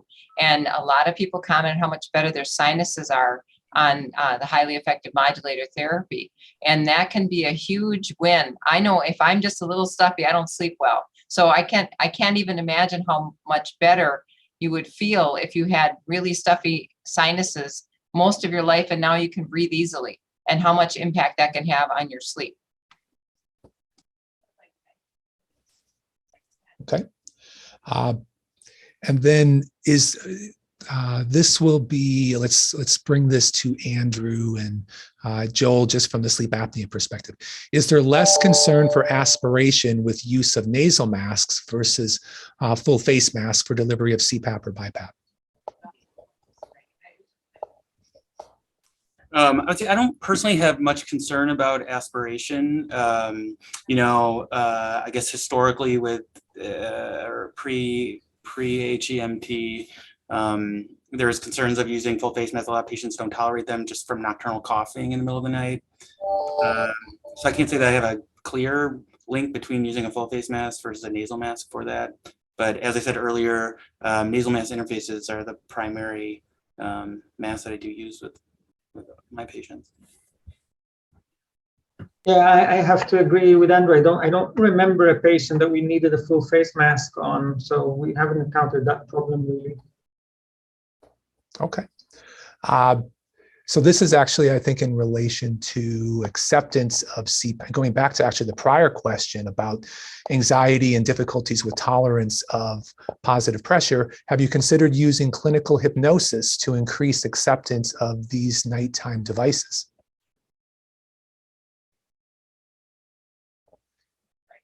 So I don't have any experience with medical hypnosis.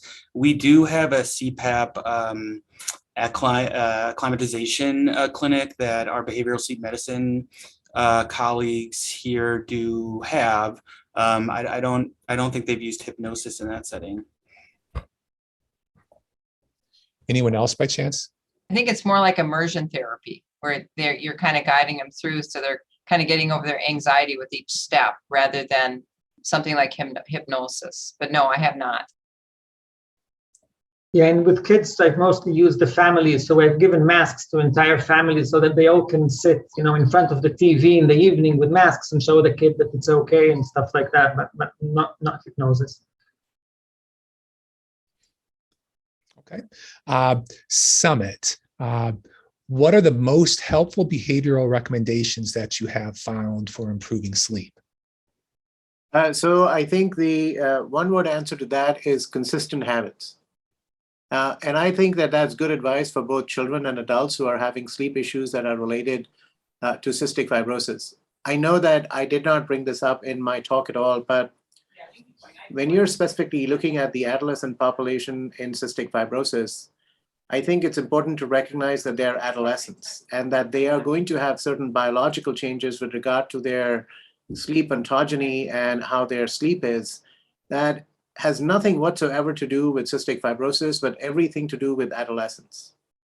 And so whether you have cystic fibrosis or not, to be able to teach them good sleep habits is, in my way, essentially preparing them for a successful life as a young adult and then as an older adult.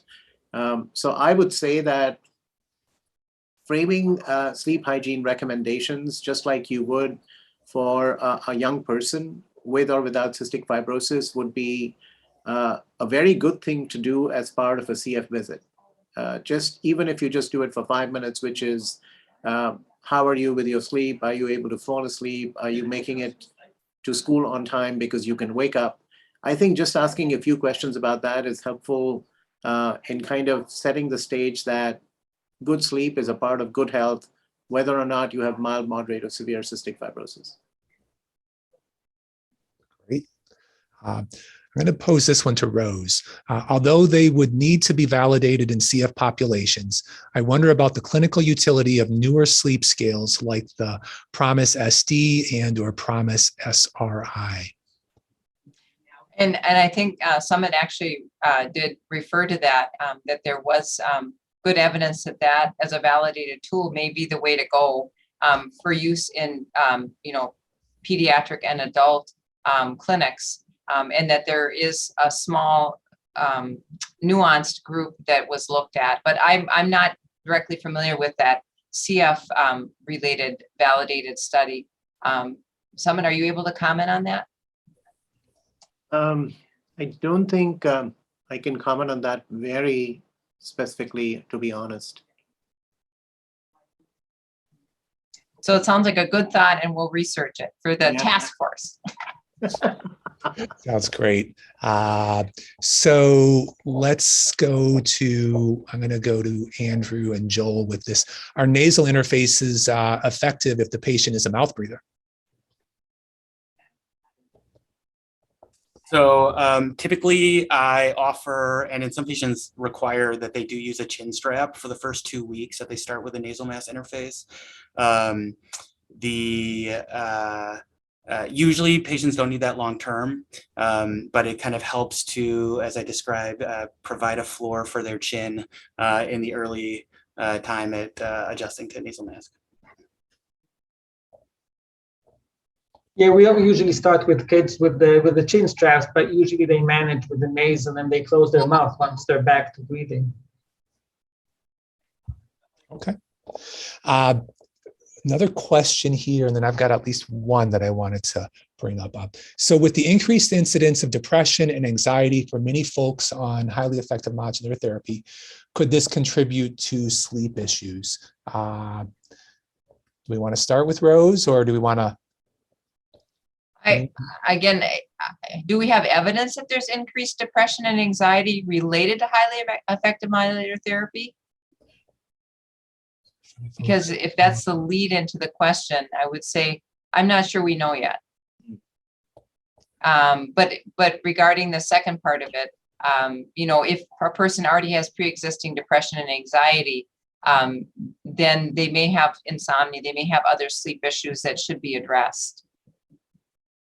But I'm not aware that we have, unless it's being presented at this meeting, information around, the group that had been enrolled in the initial studies with the the 3-drug regimen, the highly effective modulator therapy known as Trikafta, if those patients are reporting more anxiety and depression. I think I've seen a couple of case reports, but not more than that. Okay. So this question, have you heard of the condition cataphrenia? Through research, we have found that I have this without full diagnosis due to the pandemic. It is essentially sleep groaning and breath holding, common in the CF group talk in the community. Is this something you guys have encountered in the CF population? I guess I'm going to, pose that to the group. If you've seen it, I think you guys are probably all aware of it.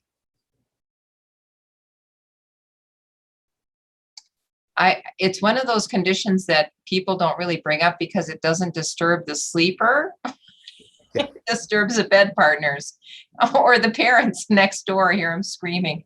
But it's a stage 1 phenomenon, so it doesn't typically indicate any other pathology. And so usually it's one of those things where we tell people, as long as you don't have any signal that there's some other coexisting condition, it's a benign phenomenon.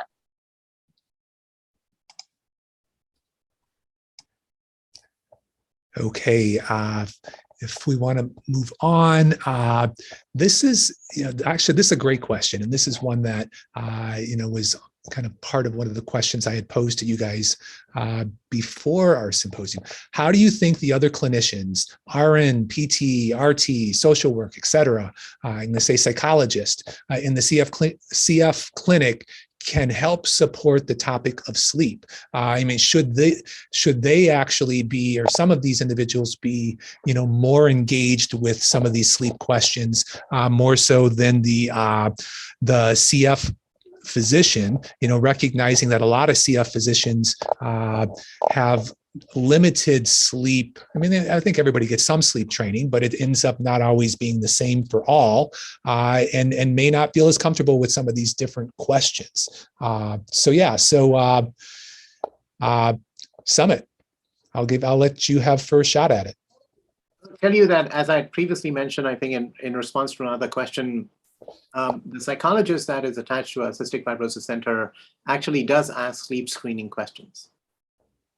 And so that is an example of someone other than the primary CF physician asking those questions. And it's very helpful because of the fact that then the question becomes part of a discussion at every visit because it's documented in the medical record. So I think would be very supportive of the fact that other people who participate in the CF visit can also, in fact, screen for sleep disorders as entirely appropriate, in fact, to their specialty.